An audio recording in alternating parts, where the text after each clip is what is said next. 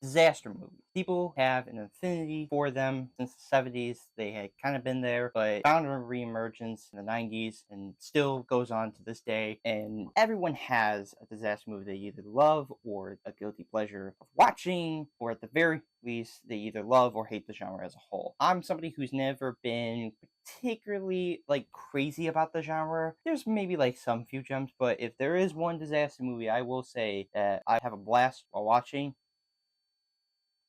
it's got to be this movie. I don't care what anybody's going to tell me. This one to me is my disaster movie. Hands down, nothing will touch it.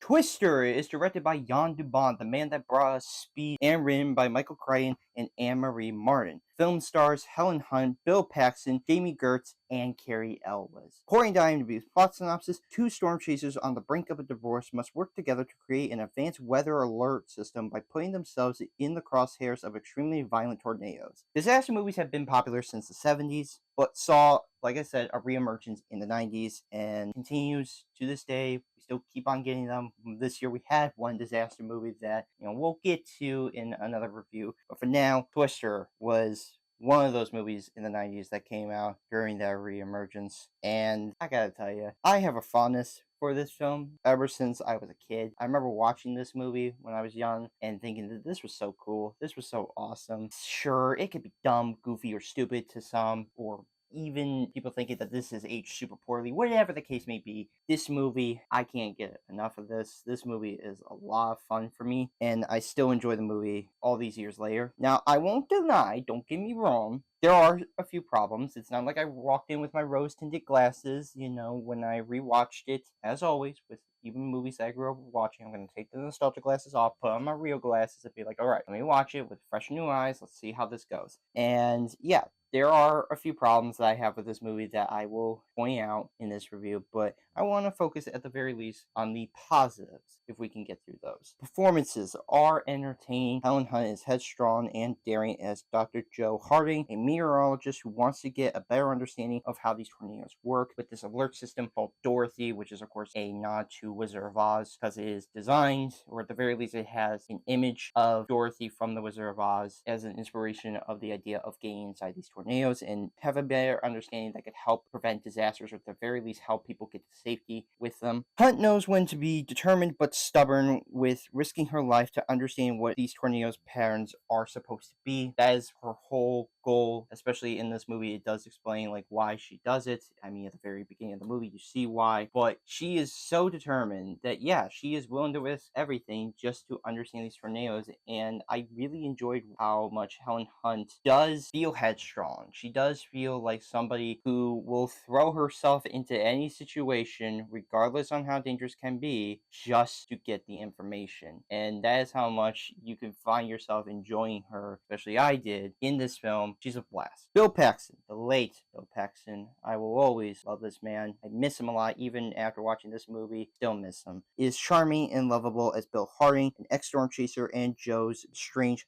husband. Paxton brings a sense of likability and urgency whenever he's in the thick of it. And most of the scenes that he's in, he just looks like, and I could even tell behind the scenes, there's even a clip of him in like a broken down house. You could tell how much he just has biggest smile on his face. He feels like a little kid on this set, and he just seems like he's having a ton of fun with being a disaster movie, especially one that involves tornadoes. He just seems like this is truly up his alley, and he fits perfectly into this movie. Both Hunt and Paxton are excellent together and shows great chemistry with their banter or arguments in this movie. They are the ones that you are focusing on throughout the film, and yeah, they truly carry this movie on their own. They have great, likable presence with each other, and they do show their history with one another, with their conversations, and how much their interactions lead to kind of heart to heart moments. But you just love how much Helen Hunt and Bill Paxton seem to have a great camaraderie with one another, and showing how much that they are a good pair for this film. The direction is exciting. Director Jan de Bont makes a film that has a feeling of a disaster movie, but knows to balance the fun and scary nature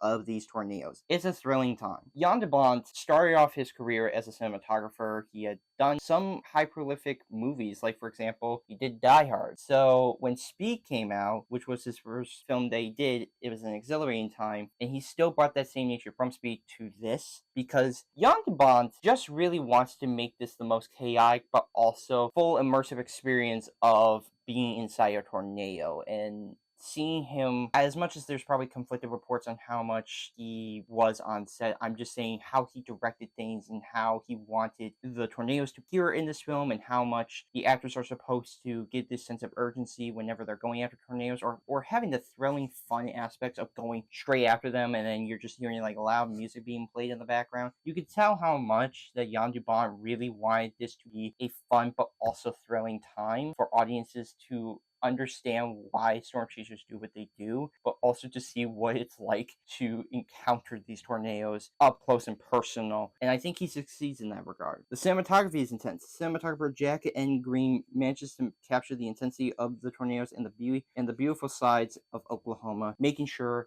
you see it all on full display. How Oklahoma is presented looks gorgeous. It looks amazing. It still looks incredible. Even on Blu-ray, it looks amazing. I'm pretty sure it may look good on 4K, but it looks still incredible on Blu-ray. The way the camera captures these tornadoes is insane to me, because yes, of course, it's visual effects, but it's crazy to me on how much they are able to, how Jack N. Green is able to capture what it's like to encounter these tornadoes up close and personal, regardless on, even if it is visual effects, it looks amazing with regards to how everything is shot and how everything captures the chaotic carnage and nature of these tornadoes, and also even the aftermath of them. The production is amazing. Seeing the behind the scenes of how the production team managed to make the film the most ultimate tornado experience shows the dedication that the crew had in making sure that everything looked right. It all blends together, especially, and we'll get to the visual effects in a little bit, but like some of the practicality with the visual effects I think helps the film each a little bit better, because of having practicality with the environment, and whenever cars are flipping and props are moving around. I think that's what helps the film not age as poorly. Visual effects, that may be one thing, but I am happy at the very least they kept some of the practicality, like the house that's like upside down, and you'll see behind the scenes footage of Bill Paxton walking around, and you love seeing him